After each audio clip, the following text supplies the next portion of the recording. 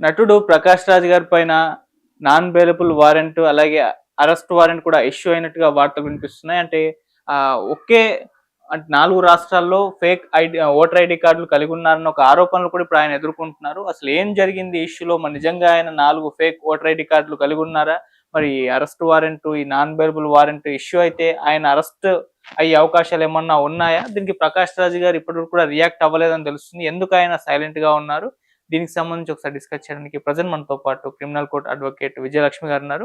మరి దీంట్లో ఏం జరిగే అవకాశం ఉందో మేడం అడిగి తెలుసుకునే ప్రయత్నం చేద్దాం. నమస్కారం మేడం. నమస్తే మేడం, నటుడు 'ప్రకాష్ రాజ్' గారి పైన ఇప్పుడు ఈ ఆరోపణలు అయితే రావడం జరిగింది. అంటే ఒకే పర్సన్ ఈ విధంగా 4 ఓటర్ ఐడీ కార్డులు కలిగి ఉన్నారు. అది కూడా 4 రాష్ట్రాల్లో ఉన్నాయని చెప్పేసి అతని మీద ప్రధానంగా ఆరోపణలు.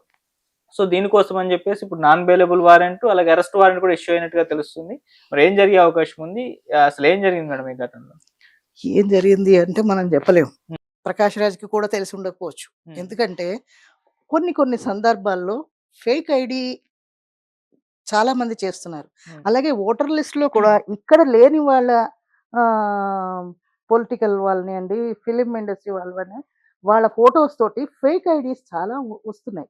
దాన్ని షార్ట్ ఔట్ గవర్నమెంట్ ఎప్పటికప్పుడు చేస్తోంది. కానీ ఏదో ఒక రకంగా వెళ్ళిపోతున్నాయి. అది కరెక్ట్‌గా అంటే ఎలక్షన్స్ టైంలో ప్రకాష్ రాజ్ కనుక తమిళనాడులో ఆర్ కర్ణాటకలో వెళ్ళి తన ఓటు హక్కు ఉపయోగించుకున్నట్టు దాఖలాలు ఏమైనా ఉంటాయి. ఎందుకంటే నార్మల్ పర్సన్ కాదు వాళ్ళు. సెలబ్రిటీసు. ఆయన ఓటు వేయడానికి వెళ్ళారు అంటే కంపల్సరీ మీడియా ఉంటుంది. అలాంటివి ఏవైనా ఉండి ఆయన అదే అక్కడ అడ్వకేట్ వేశారు అని అంటున్నారు కదా! బెంగుళూరు అడ్వకేషన్. ఆయన కనుక అలాంటి ప్రూఫ్స్ ఏమైనా గ్యాదర్ చేసి కోర్ట్‌కి సబ్మిట్ చేసి ఉంటే అది నిజంగా చాలా నేరం. ఒక్క మనిషికి 4 రాష్ట్రాల్లోని, 5 రాష్ట్రాల్లోని ఉంటే గనక అందరూ ఏంటంటే ఇవన్నీ అప్పుడు దొంగ ఓట్ల కింద కౌంట్ అవుతాయి. ఎక్కడున్నారో అక్కడి నుంచే వేయాలి. సో ఎక్కడ పడితే అక్కడ ఉన్నాయి అంటే అక్కడ గెలిపించేసి, ఇక్కడ గెలిపించేసి మన ఇష్టం వచ్చిన వాళ్ళు ఇష్టం వచ్చినట్టు నీ గవర్నమెంటు హక్కుని మీరు వినియోగం పరుస్తున్నారు. అది దుర్వినియోగం కదా! అలాగా నేరం అది. ఇది కనుక ప్రూవ్ అయితే ఆయన మీద అరెస్ట్ వారెంట్లు అవి వెళ్తాయి. కానీ కోర్టులో కేసు దాఖలా అయిన తర్వాత ఒకసారి వెళ్ళి ప్రకాష్ రాజ్ గారికి కోర్టుకి చెప్పుకోవాలి.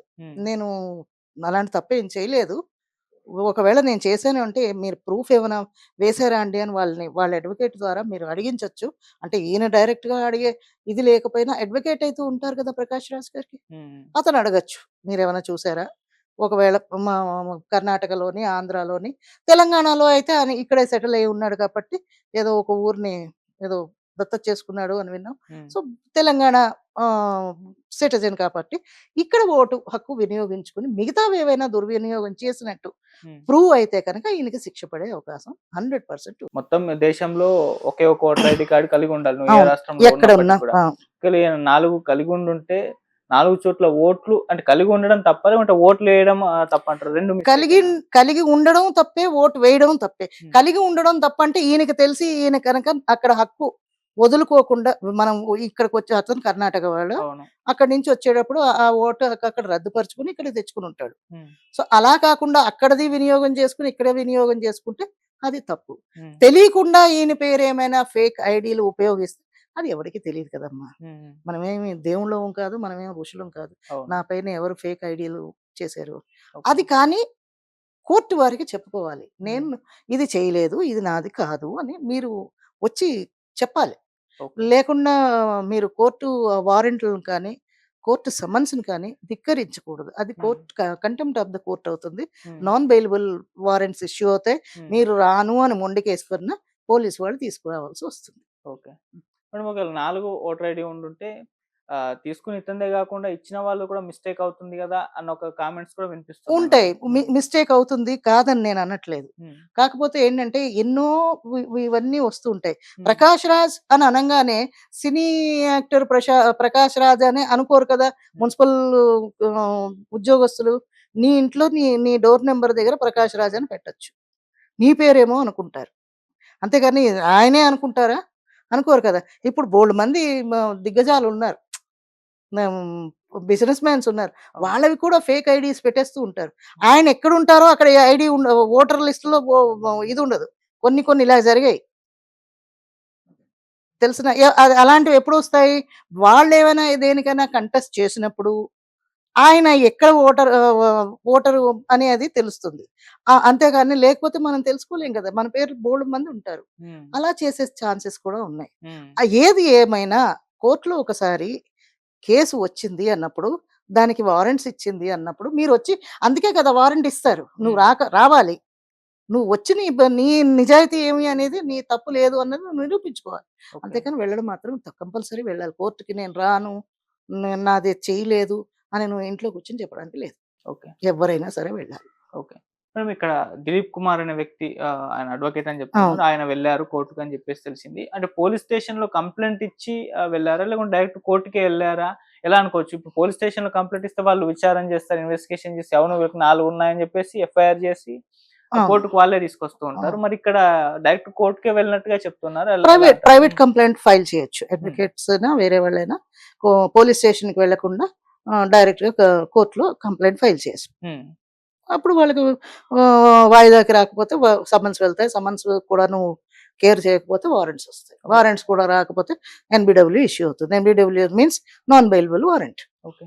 అంటే ఇప్పుడు ఈ కేస్‌లో అంటే 'ప్రకాష్ రాజ్' గారికి ఈ విధంగా 4 ఉన్నాయో లేవో ఇన్వెస్టిగేషన్ జరిగిన తర్వాత ఉన్నాయని తెలిసినప్పుడు ఫస్ట్ మీరు ఒకసారి అటెండ్ అవ్వాలి కదా! మీ కోర్ట్‌ని వాదన ఏంటో చెప్పాలి కదా! అప్పుడు ఇన్వెస్టిగేషన్ చేయండి అని కోర్ట్ ఆర్డర్ అప్పుడే ఇప్పుడు ఎఫ్ఐఆర్ ఇష్యూ అయింది. హ్మ్. కానీ చార్జ్ షీట్ పుటప్ చేసారా లేదా? చార్జ్ షీట్ అంటే మొత్తం ఎంక్వైరీ అయిన తర్వాతే అదొస్తుంది. అవును. అది అయిందో లేదో తెలీదు కదా! సో, తెలీదు. ఇవన్నీ ఉన్నాయి. హ్మ్. మీరు వెళ్లి చెప్పాలి కదా! హ్మ్. నేను చెయ్యలేదు. హ్మ్. కంటెక్ట్ చెయ్యి. సో, ఏమీ లేకుండా మీరు రాట్లేదు అంటే ఏమనుకోవాలి? తప్పు మీదే అనుకుంటారు. ఓకే. సో, వెళ్ళాలి. హ్మ్. పోనీ వాళ్ళు వెళ్ళలేదు అనుకో, ఏవో పనులున్నాయి.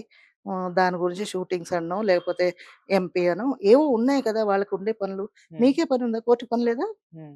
కోర్టు పని పాట లేదా? వెళ్ళాలి. కోర్ట్‌కి చెప్పాలి. సో, మీరు మీ తరఫున అడ్వకేట్‌ని పెట్టుకొని ఆయనకి చెప్పాలి. హ్మ్. ఆయన వెళ్తాడు. ఆయన డ్రాఫ్టింగ్‌లో ఇవన్నీ మెన్షన్ చేస్తాడు. ఫైల్ చేస్తాడు. హ్మ్. కోర్ట్ చదువుతుంది. హ్మ్. చదివిన తర్వాత నీకు పంపిస్తుంది. వెళ్ళాలి. కోర్ట్‌కి హాజరవ్వాలి. తప్పు చేశావా? లేదా? కాదు. చే వెళ్ళాలి. కోర్ట్‌కి మాత్రం వెళ్ళాలి. ఓకే. వెళ్ళి మన వాదన మనం చెప్పుకోవాలి. మరిప్పుడు ఈ ఫైల్ చేసిన ఈ దిలీప్ కుమార్ అనే వ్యక్తి ఎవరైతే ఉన్నారో ఒకవేళ అతని దగ్గర పర్ఫెక్ట్ ఆధారాలు లేకుండా ఏదో నార్మల్‌గా ఇప్పుడు 'ప్రకాష్ రాజ్' గారు ఒక టార్గెట్‌గా కూడా అయ్యారు. హ్మ్. జస్ట్ ఆస్కింగ్ పేరుతో ఎన్నో ప్రశ్నలు చేస్తున్నందుకు విమర్శల పాలవుతున్నారు. సో, దీని వెనకాల కూడా కుట్ర ఉందని చెప్పేసి కొన్ని ఆరోపణలొస్తాయి. ఇప్పుడు కుట్రలు అలాంటి టైంలో దిలీప్ అలా కుమార్ అనే ఉండదు. వ్యక్తి కుట్రలు, కుతంత్రాలు బయట చూసుకోవాలి. హ్మ్. కోర్ట్ దగ్గరికొచ్చినప్పుడు సర్టెన్ ఎవిడెన్స్ లేకుండా మాత్రం పెడితే, హ్మ్. పెట్టిన వ్యక్తి పైన వీళ్ళు హ్మ్, పరువు నష్టం దావా వేయొచ్చు. ఓకే. ఒకవేళ కేస్ కొట్టేస్తే కనుక హ్మ్. ఆయన మీద వేయొచ్చు. అంత ఈజీ కాదు. ఒక పబ్లిక్ పర్సన్ అవని, నార్మల్ పర్సన్ అవని మన ఇమేజ్‌ని పాడు చేశారు. ఇప్పుడు ఎవరైనా ఇప్పుడు 'ప్రకాష్ రాజ్' గారనే కాదు. హ్మ్. ఏ పర్సన్‌దైనా ఒక ఎంప్లాయే ఏదో టెఫ్ట్ కేసు నువ్వు పెట్టేసావు. నేను మామూలుగా పెట్టేసాను. అది అని అంటే గనుక ఒకవేళ ఇవన్నీ ఎంక్వైరీలో కాదని తేలితే, ఈ లోపల వాడి ఇమేజ్ పోతుంది. వాడి జాబ్ పోతుంది. అవును. పరువు పోతుంది. హ్మ్. సో, దానికి ఈ నష్టం భరించే ఇది మాత్రం వీడే చేయాలి. పరువు నష్టం దావా వేస్తారు. హ్మ్. దానికి తగ్గట్టు ఫలితం ఇచ్చుకోవాల్సొస్తుంది. ఓకే. మేడం ఆల్రెడీ ఇప్పుడు 2 టైమ్స్ ఆయనకు వారెంట్ జారీ చేసినా ఆయన ఖాతరు చేయలేదు. మళ్ళీ ఇప్పుడు మూడోసారి పంపించారు. మళ్ళీ ఇప్పుడు అలాగే చేస్తే నెక్స్ట్ ఏ టైంకి అరెస్ట్ చేసే ఈ అవకాశం ఉంది? ఈ టైం చెప్పదమ్మా ఇంకా. హ్మ్. పట్టుకొచ్చేస్తారు. ఓకే. రావాల్సిందే. రావాల్సిందే. హ్మ్. అంటే పోలీసులే పోయి డైరెక్ట్ అంతే. హ్మ్. అంతే. పోలీసులే వెళ్లి తీసుకొస్తారు. హ్మ్. వాళ్ళని తీసుకురాపోతే పోలీస్‌కెళ్ళి చీవాట్లు పడతాయి. హ్మ్. మీరేం చేస్తున్నారని. హ్మ్. కోర్టు నేను ఆర్డర్ ఇచ్చాను. అవును. లాయే ఆర్డర్ ఇచ్చినప్పుడు మీరు వెళ్లి తీసుకురావాలి. అది తీసుకురాకపోతే మళ్ళీ వీళ్ళని తిడతారు కదా! అందుకని వీళ్ళు కంపల్సరీ బతిమాలో, హ్మ్. దండం పెట్టానో ఆయన్ని తీసుకొచ్చేయాలి. అరెస్ట్ చేసినట్టు చూపించాలి. ఓకే. అప్పుడు కోర్ట్‌లో హాజరుపరచాలి. హాజరుపరచాలి. Thank you so much madam. Thank you.